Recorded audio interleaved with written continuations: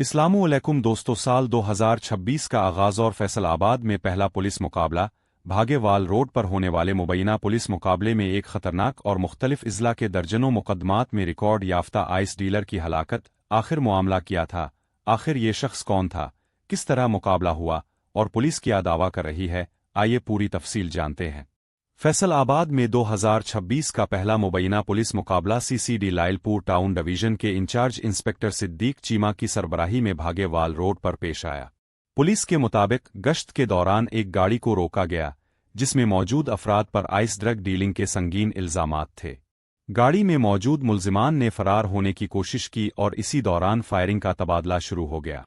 Firing के दौरान record याफ्ता आइस डीलर मुल्तान का रिहायशी शहजाद अहमद अपने ही साथियों की गोलियों का निशाना बनकर फुल फराई हो गया। पुलिस ने मौका से गाड़ी, आइस और असलहा तहवील में ले लिया है और तफ्तीश का अमल जारी है।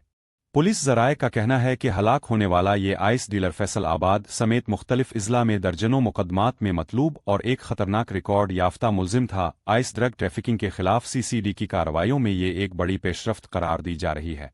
मज़ीद कार्रवाइयों और गिरफ्तारियों की तवक्को भी की जा रही है।